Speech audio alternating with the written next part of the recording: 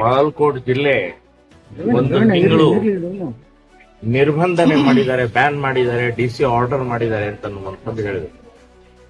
ನಾನು ಇದನ್ನ ಖಂಡಿಸ್ತಾ ಇದ್ದೀನಿ, ವಿರೋಧಿಸ್ತಾ ಇದ್ದೀನಿ. ಇವತ್ತು ನಮ್ಮ ಮಹಾಪುರುಷರಾದಂತಹ ಛತ್ರಪತಿ ಶಿವಾಜಿ ಮಹಾರಾಜರಿಗೆ ಕಲ್ಲೆಸೆದಂತವರಿಗೆ ಇವರು ಗಡಿಪಾರು ಮಾಡುವುದಿಲ್ಲ. ಇವರು ಯಾರು ದೇಶವನ್ನ ಒಗ್ಗೂಡಿಸುವಂತಹ ಕೆಲಸ ಮಾಡ್ತಾ ಇದ್ದಾರೆ, ಇವತ್ತು ದೇಶದಲ್ಲಿ ಜಾಗೃತಿ ಮೂಡಿಸುವಂತಹ ಕೆಲಸ ಮಾಡ್ತಾ ಇದ್ದಾರೆ, ಅಂಥವರನ್ನ ಗಡಿಪಾರು ಮಾಡ್ತಾ ಇರುವಂತಹದ್ದು, ನಿರ್ಬಂಧನೆ ಮಾಡ್ತಾ ಇರುವಂತಹದ್ದು ಕಾಂಗ್ರೆಸ್ ಸರ್ಕಾರಕ್ಕೆ ಧಿಕ್ಕಾರವನ್ನು ಹೇಳ್ತಾ ಇದೆ. ನಾಚಿಕೆಗೇಡಿನ ಸಂಗತಿ, ಸ್ವಾತಂತ್ರ್ಯ ಹರಣ ಮಾಡ್ತಾ ಇದೆ. ನಾನು ಮಾತನಾಡಿದ ನಂತರ ಏನಾದರೂ ನಿಮಗೆ ತಪ್ಪು ಅನಿಸಿದ್ರೆ ನನ್ನ ಮೇಲೆ ಕೇಸ್ ಹಾಕಿ, ಆದ್ರೆ ಮಾತನಾಡಕ್ಕೆ ಅವಕಾಶ ಕೊಡಲ್ಲ, ವಿಚಾರವನ್ನು ಹೇಳಕ್ಕೆ ಅವಕಾಶ ಕೊಡಲ್ಲ ಅಂತಂದ್ರೆ ನೀವು ಸಂವಿಧಾನ ವಿರೋಧಿಗಳಿದೆ. ಕಾಂಗ್ರೆಸ್ನವರು, ಡಾಕ್ಟರ್ ಅಂಬೇಡ್ಕರ್ ನಮಗೆ ಸ್ವಾತಂತ್ರ್ಯವನ್ನು ಕೊಟ್ಟಿದ್ದಾರೆ, ಮಾತನಾಡಕ್ಕೆ ಅವಕಾಶ ಕೊಟ್ಟಿದ್ದಾರೆ. ಸೊ ಇವತ್ತು ಕಲ್ಲೆಸೆಯುವಂತವರನ್ನ ತಡೆಯುವಂತಹ ಪ್ರಕ್ರಿಯೆ ನಿಮ್ ಕಡೆ ಮಾಡ್ತಾ ಇಲ್ಲ. ದೇಶದ್ರೋಹಿಗಳನ್ನು ಪಾಕಿಸ್ತಾನ್ ಜಿಂದಾಬಾದ್ ಅಂತ ಹೇಳುವಂತವ್ರು ತಡೆಯುವಂತವ್ರ ನಿಮ್ಮ ಮಾಡ್ತಾ ಇಲ್ಲ. ವೋಟ್ ಬ್ಯಾಂಕ್ ನಿರ್ಮಾಣ ಮಾಡಿ ಬರೀ ಓಟು ಮಾಡಿ ಅಧಿಕಾರದ ದಾಹದಿಂದ ಈ ದೇಶ ಬರ್ಬಾದ್ ಮಾಡ್ತಾ ಇದೆ. ಸೊ ನಾನು ಇವತ್ತು ಮದುವೆ ಇದೆ, ಒಂದು ನಾಳೆ ಕಾರ್ಯಕ್ರಮ ಇದೆ, ಮದುವೆಗಾದರೂ ಒಂದು ಅಟೆಂಡ್ ಮಾಡಕ್ ಅವಕಾಶ ಮಾಡಿಕೊಡಿ ಅಂತ ಹೇಳಿ ನಾನು ಡಿಸಿ ಅವರಿಗೆ ಮನವಿ ಮಾಡ್ತೀನಿ. ನಾಳಿನ ಕಾರ್ಯಕ್ರಮ ನೋಡೋಣ.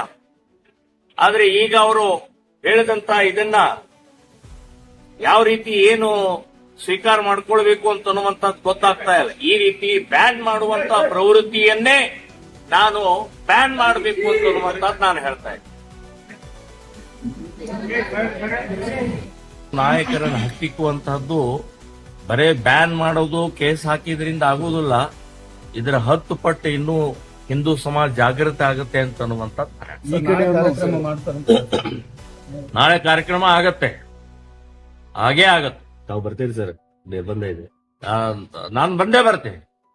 ಏನಾಗುತ್ತೆ ನೋಡೇ ಬಿಡೋಣ. ಏನ ಅರೆಸ್ಟ್ ಮಾಡ್ತಾರೆ, ಮಾಡ್ಲಿ ಸರ್. ಒಂದು ಕಡೆ ಈ ಶಿವಾಜಿ ಜಯಂತಿ ಅಂಗವಾಗಿ ಶೋಭಾಯಾತ್ರೆ ಹೊರಡಬೇಕಾದ್ರೆ ಆಕ್ಚುಲಿ ಬಿದ್ದಂತ ಕಲ್ಲು ಪೊಲೀಸ್ ಡಿಪಾರ್ಟ್ಮೆಂಟ್ ಅವರಿಗೆ, SP ಅವರಿಗೆ ಬಿದ್ದಂತ ಮತ್ತೆ ಒಂದು ಚಪ್ಪಲಿ ಎಸ್ತೆ ಆಗಿದೆ.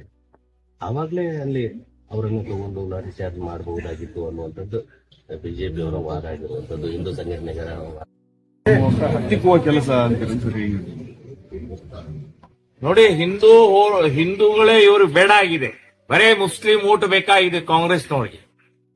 ಮುಸ್ಲಿಮರ ಮೇಲೆ ನಾವು ಗೆದ್ದಿದ್ದೀವಿ, ಮುಸ್ಲಿಮರಿಂದನೇ ಗೆದ್ದಿದ್ದೀವಿ ಅನ್ನುವಂತ ಇವತ್ತು ಆ ಹುಚ್ಚು ಏನಿದೆಯಲ್ಲ, ಹಿಂದೂ ಓಟ್ ಹಾಕುವಂತವ್ರು ಆ ಭ್ರಮೆಯನ್ನು ಬಿಡಿಸ್ಬೇಕು, ಆ ಹುಚ್ಚು ಬಿಡಿಸಬೇಕಾಗಿದೆ. ಈಗಾಗಲೇ ಇಡೀ ದೇಶದಲ್ಲಿ ಧೂಳಿಪಟ ಆಗಿದ್ದಾರೆ, ಎಲ್ಲೋ ಅಲ್ಲಿ ಇಲ್ಲಿ ಬದುಕ್ತಾ ಇದ್ದಾರೆ. ಈ ರೀತಿಯ ತುಷ್ಟೀಕರಣದಿಂದ ನೀವು ಕಸದ ಡಬ್ಬಾಗ ಹೋಗ್ತೀರಿ ಅಂತ ಅನ್ನುವಂಥದ್ದು ಕಾಂಗ್ರೆಸ್ನವ್ರು ಹೇಳ್ತೀನಿ ನಾನು.